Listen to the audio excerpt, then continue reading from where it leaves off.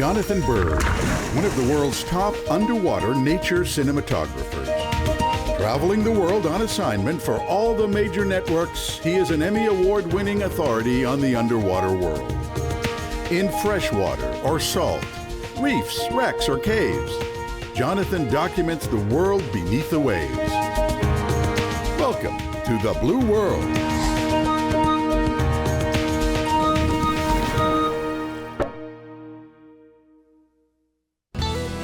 It's a beautiful day in Eastport, Maine.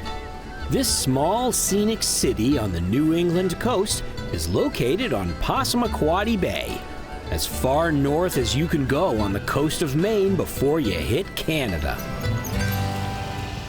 Eastport's my favorite place to be in the summer, with perfect down east weather. Passamaquoddy Bay is an inlet off the Bay of Fundy, world-renowned for its extreme tides. With a tidal range of more than 20 feet, water really moves in and out of the bay at speeds exceeding 10 knots, creating turbulence visible from the air. We've done segments here before, but I wanted to introduce Zach of all trades to Gene, the world-famous wolffish. Are you excited? Oh, I'm so excited. Do you think you're gonna be able to stay warm in this Arctic water? Are you kidding me? I have my Snyder suit. I can do anything. Let's go. Also, I have this cool new macro lens to try out, which allows me to film really small creatures, so I'm excited to try filming some of the miniature marine life in the bay. The Blue World team and I are diving from our backyard, the Blue World Dive Shack.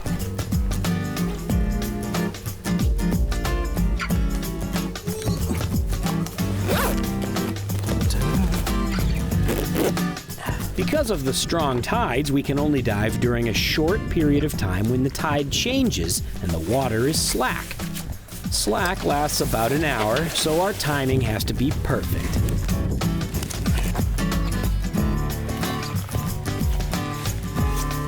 It's agony to put on a dry suit on a hot summer day. Then you get all sweaty walking to the water. But once you get into the water, it feels great.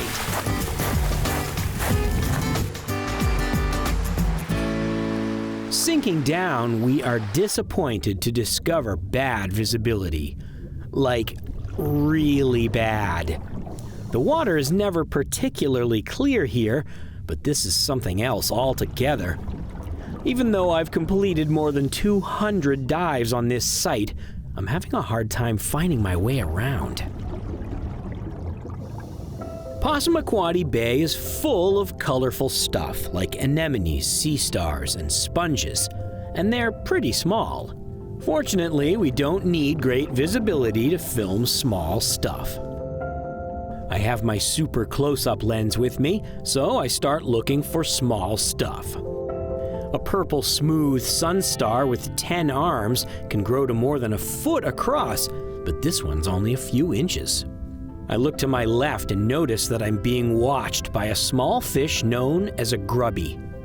It's a type of sculpin, a bottom-dwelling fish that relies upon its camouflage for protection. I'm pretty sure it thinks I can't see it and doesn't swim away. Only an inch long, a nudibranch is sort of like a snail with no shell. The colorful bristles, called serrata, on its back are a combination of gills and defensive organs. Each serratum has a stinging cell in the tip for defense. But its body cannot manufacture these stinging cells. Instead, the nudibranch eats various species of hydroids, basically tiny non-swimming jellyfish, and recycles the hydroid's stinging cells.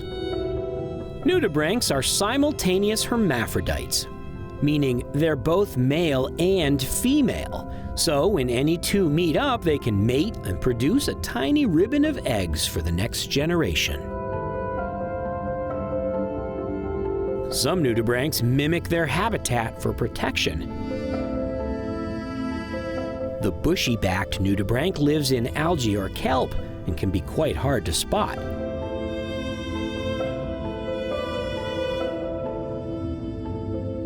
Just below the low tide line, I come across a green crab. Although this crab is quite common throughout New England waters, it's actually a foreign invader. Originating in the waters of the Northeast Atlantic around Europe, this sneaky little crab has spread around the world, mostly because its planktonic larvae get a free ride in the ballast water of ships. They like to eat baby clams, mussels, and scallops, which means they're not particularly welcome in Maine, where scallops are big business. Fortunately, lots of animals like to eat green crabs.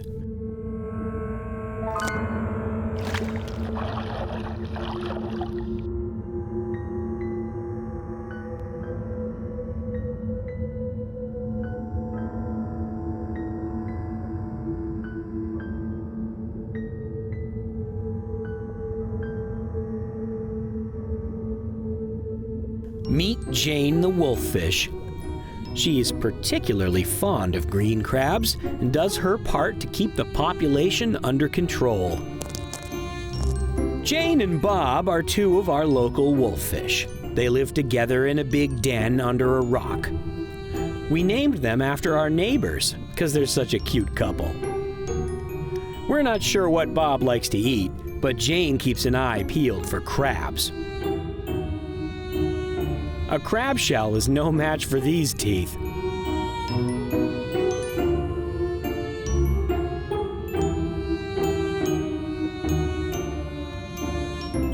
Any crab that wanders into this neighborhood is in big trouble.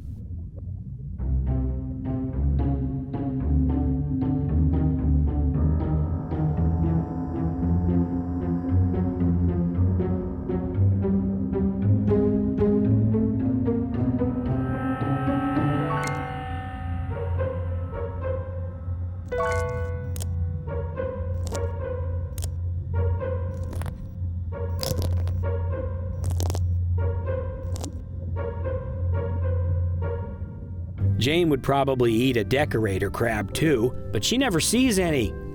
The decorator crab has camouflage made from marine growth and moves slowly. If this crab doesn't move, it's almost invisible, even to Jane the wolffish. The rock crab is the most common crab in this most crabby place, with a face only a mother could love. And it's mating season. The male carries the female around for days until she molts, because they can only mate when her new shell is soft. Her soft shell will make her vulnerable to predators, but the male will protect her.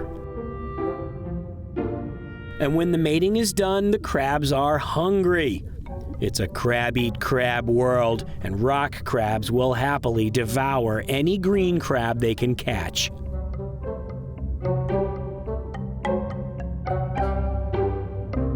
This crab has nothing to fear, though. Hermit crabs live in recycled snail shells, making them very tough. It's like living in a portable bunker. They feed with busy mouth parts on tiny invertebrates and detritus.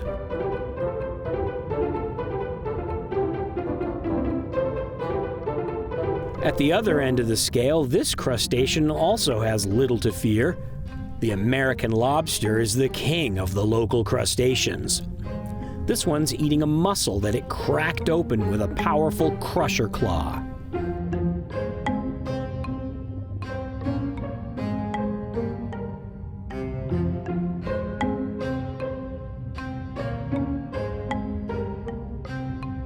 It's time to introduce Zach of all trades to Gene, the famous wolffish, so we make our way over to his den. Gene has lived here for more than 20 years, and he's so big that he barely fits through his front door to the huge den within. Christine shows Zach how it's done, coaxing Gene out of his den with a delicious snack.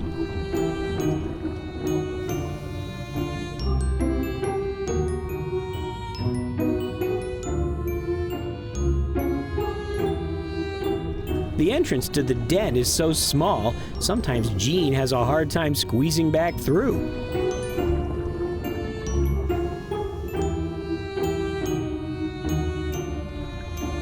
Next, it's Zach's turn.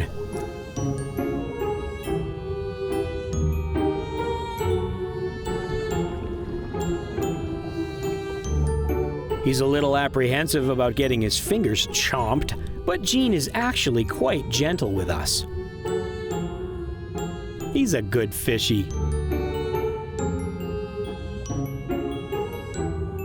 After an hour, the tide has started to turn, and the current is starting to run, so we make our way up to shallower water for a short safety stop. In the shallows, we're greeted by a lion's mane jelly, one of the more potent jellyfish in the world, so we're careful to steer clear of the stinging tentacles. But even the mighty lion's mane can be prey. If the current pushes a lion's mane down too close to the bottom, it can get snagged and become the victim of an army of sea urchins, slowly advancing and oblivious to its tentacles. The cold waters of Passamaquoddy Bay are a far cry from diving in the clear waters of a tropical coral reef. But the marine life hidden in the cold green water here is every bit as fascinating and engaging as marine life anywhere in the world. And by diving here so often, I've been able to get to know some of the residents quite well.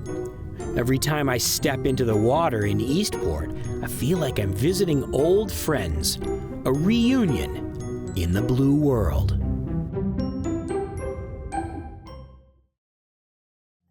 The island of Cozumel, just off the coast of Mexico near Cancun, is known for its crystal clear water. Divers flock to this scuba diving paradise to see healthy reefs and lots of marine life. The splendid toadfish, one of the local marine rock stars, is found around only 2 islands in the world. Further offshore, reef sharks sometimes sleep in caves, a behavior that has not been witnessed anywhere else. And Cozumel has something else unique in the world. This special cenote containing species found nowhere else on Earth. Cameraman Todd and I head on down to Cozumel for a cave diving adventure. We team up with our favorite local cave diving guide, Christine Lowe. Then we head on over to Erolito Cenote. It's bigger than most of the cenotes we dive. It almost looks like a pond. And it's only a couple of 100 meters from the ocean, which is one of the things making Erolito special. Even though the surface water is fresh, down deeper it turns to salt water because it's connected directly to the ocean. And because of that, it has some marine life unique to this environment. So one of the great things about Erolito is an added element of excitement. Apparently, there are crocodiles. We go over our plan. Christine has been here before, but we haven't, so we'll be following her. Then it's time to get our gear together and suit up.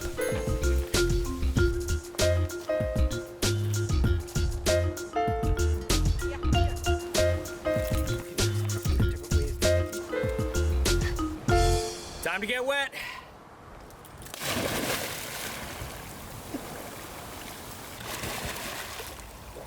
As we put our gear on and kick up the bottom of the algae-filled water, I try not to think about crocodiles.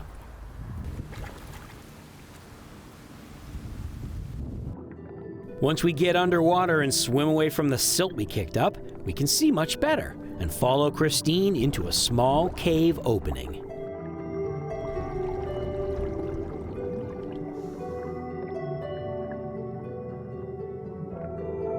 Due to our proximity to the ocean, the halocline is quite shallow.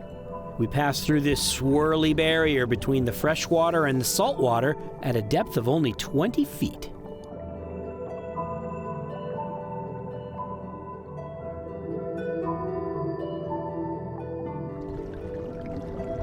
Todd and I follow as Christine runs a reel from the entrance back to the permanent cave line. The permanent line starts pretty far from the entrance to discourage open water divers from following it.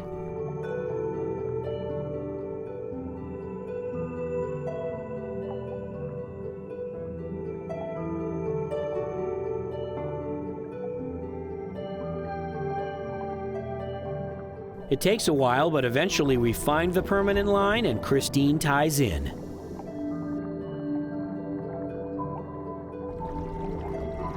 Even this far in, the greenish tint of the algae-filled pond water persists.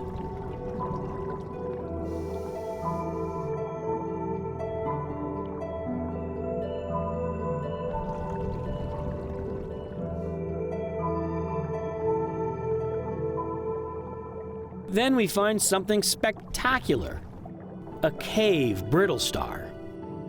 This species of brittle star is found nowhere else on Earth except this one cave. Like many cave-adapted organisms, it has lost much of its pigment, and it can detect the presence of light.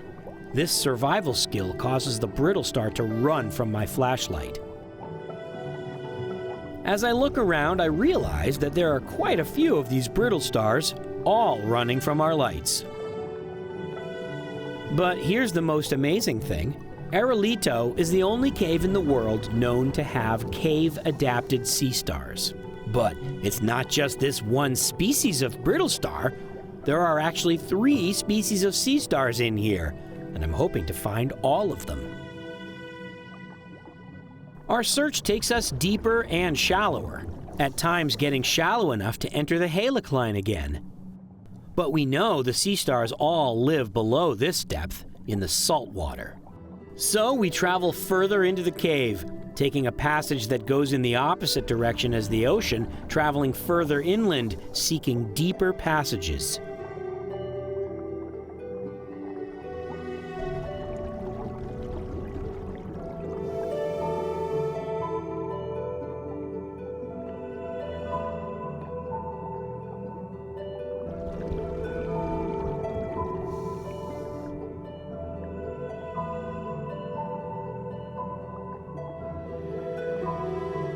But the cave never gets very deep, and we stay close to the halocline. Not the most likely place to find our elusive sea stars.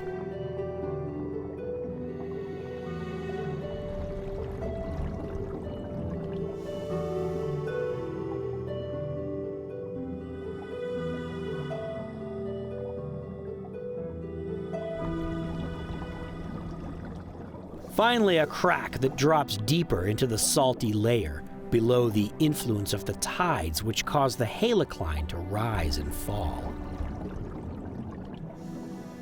Christine scours the walls of the cave with her light, casting an experienced eye for cave life. And then we swim down another crack even deeper. Now we're really getting into the realm of the unknown.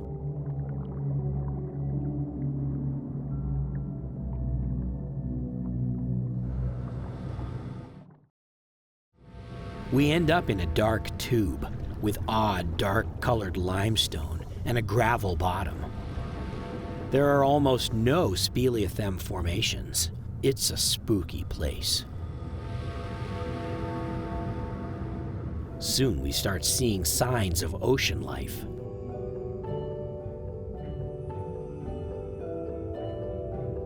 Little orange sponges dot the walls.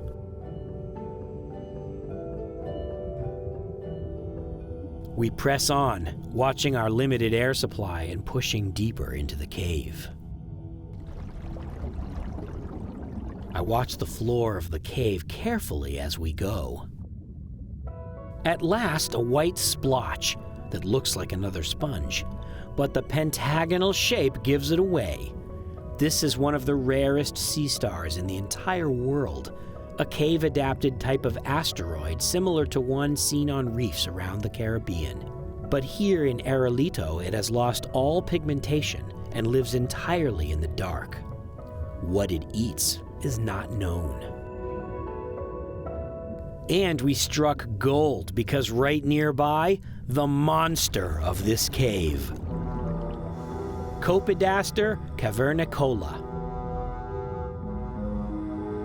This large sea star, reaching about a foot across, is also a cave-adapted relative of a deep-water species seen in the ocean. But unlike the others, this sea star hasn't lost all its pigmentation.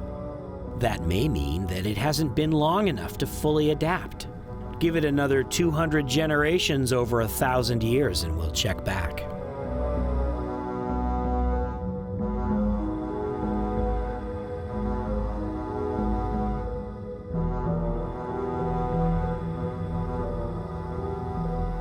Having found our 3 species of sea stars, we turn and make our long swim back towards the entrance. Plastic line arrows always point the way out, so we know we're going the right way. We pass fields of brittle stars on a sandy section of the cave. There must be something they like to eat in or on the sand.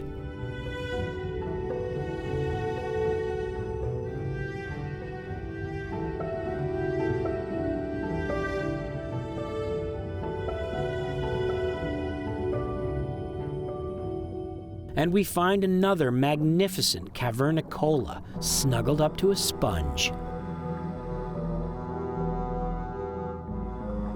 Sponges, in fact, are everywhere. As we get closer to the entrance, we're also getting closer to the ocean, and the water contains more organic materials for the sponges to eat.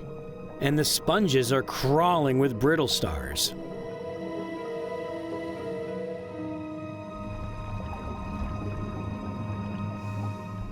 Finally, we make it back to our reel, and Christine unties it from the main line.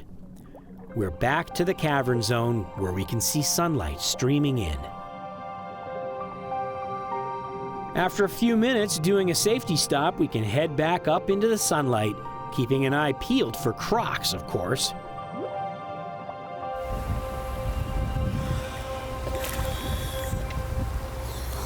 How you doing? Woo! Haha! I am back from the cave! Erolito is a fascinating cenote. It doesn't really have any beautiful formations, but its location and conditions are just right for it to have unique marine life found nowhere else in the world. And, at the moment at least, it's the only cave in the world known to contain cave-adapted sea stars.